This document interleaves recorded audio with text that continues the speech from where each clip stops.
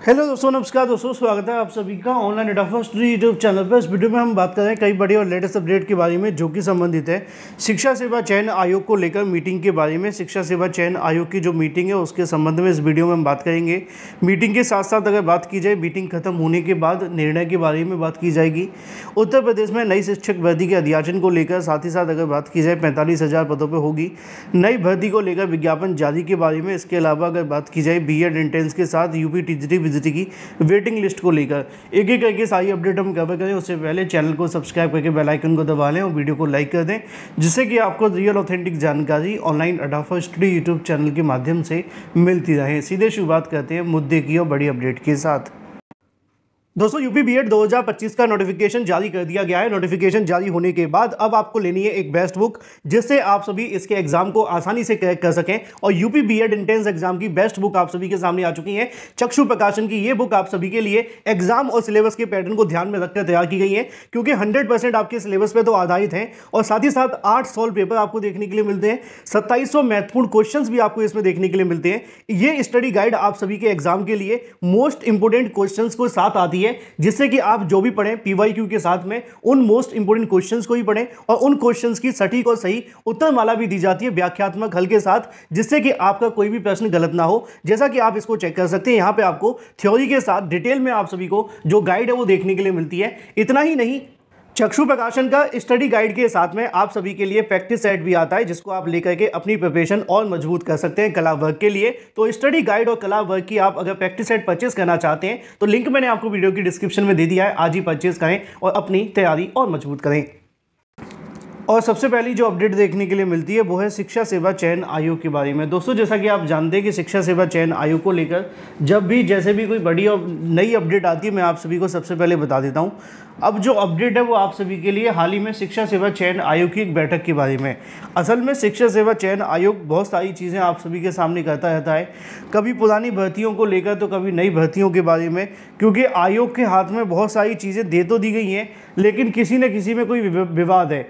अब पुरानी भर्तियों की बात की जाए तो उसमें कहीं ना कहीं कह सकते हैं कि योग्यता को लेकर समस्या हुई पड़ी है, किसी में वेटिंग लिस्ट निकालनी है, किसी के इंटरव्यू कराने हैं, हाई कोर्ट में उन सब के अलग अलग 5-5, 6-6 कोर्ट केस चल रहे हैं। तो ये सारी की सारी जो चीज़ें वो कहीं ना कहीं काफ़ी ज़्यादा दिक्कत हो गई है आयोग के लिए।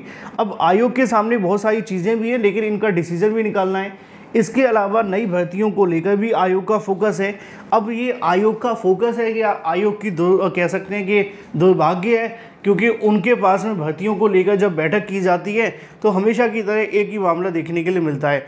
शिक्षा सेवा चयन आयोग की बैठक को लेकर अगर बात की जाए तो यहाँ पर नई भर्तियों के संबंध में और नई शिक्षक भर्तियों के संबंध में अध्याचन को लेकर विचार किया गया था। अधिकारियों से मिली जानकारी के अनुसार कई बड़े अधिकारी इसके अंदर मौजूद थे और लगातार इस मामले को लेकर बैठक में विचार किया गया। लेकिन जो बैठक देखने के लिए मिली थी वो कब हुई थी, इसकी जानकारी मैं आपको दे दूं। ये बैठक कल की तारीख में हुई थी, ठीक है। और मैं आपको आज इसलिए बता रहा हूँ क्योंकि यहाँ पर कई अधिकारियों के माध्यम से मैंने पूछने का प्रयास किया गया था कि फाइनल हुआ क्या है ना। तो ऐसे में जो अधिकारियों से जानकारी मिली उसके मुताबिक उनका कहना ये है कि कल की बैठक का जो मुख्य फोकस था वो सिर्फ नई भर्तियों को लेकर था, यानी कि जो नई भर्तियों के विज्ञापन जारी करने हैं उससे संबंधित जानकारी को लेकर कहने की कोशिश की गई थी कि एक बैठक कर ली जाए और मामला कहाँ पर लटका हुआ है इसके बारे में समझ लिया जाए। और जो ये बैठक देखने के लिए मिली, इस बैठक के अंदर भी नई भर्तियों से संबंधित मामले को लेकर बात की गई थी। लेकिन शिक्षा सेवा चयन आयोग के माध्यम से जो पोर्टल बनाया जाना था अध्याचन को लेकर, वो अभी तक पूरे तरीके से तैयार नहीं है अध्याचन भेजने के लिए। इससे संबंधित जो डाटा है वो शासन के पास भी भेजा गया है और शासन से मंजूरी के बाद में चीज़ें स्पष्ट होंगी और भी बहुत सारी बातें। लेकिन घुमा फिरा करके बात इतनी सी है कि शिक्षा सेवा चयन आयोग को लेकर जो नई शिक्षक भर्तियों के संबंध में बैठक की गई थी, अध्याचन भेजने को लेकर किया गया था, आयोग के पास में जो पोर्टल तैयार किया गया है वो पर्याप्त नहीं है अध्याचन लेने के लिए। आयोग में कुछ खामियां हैं, चलो खामियां तो आयोग में भी हैं, आयोग के साथ साथ उनके पोर्टल के अंदर भी हैं जहां पे अध्याचन नहीं भेजे जा पा रहे हैं। और इसकी जो शिकायत है वो कहीं ना कहीं शासन को भी भेजी गई है, जिससे कि इसको जल्द से जल्द दूर करवाया जाए, पहली चीज़।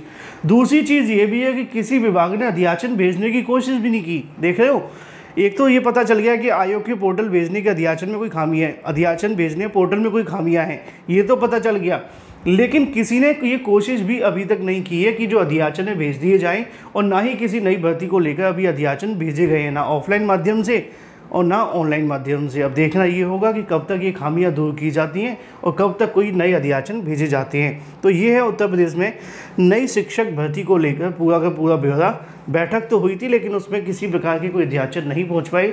अधिकारियों से वार्ता की गई, उनके विभाग से जानकारी मांगी गई, रिक्त पदों का डाटा दे दिया जाए, लेकिन अगर बात की जाए परिणाम के बारे में तो वो अभी के लिए नील बटा सन्नाटा है। चलिए बात कर लेते हैं अपनी अगली अपडेट के बारे में।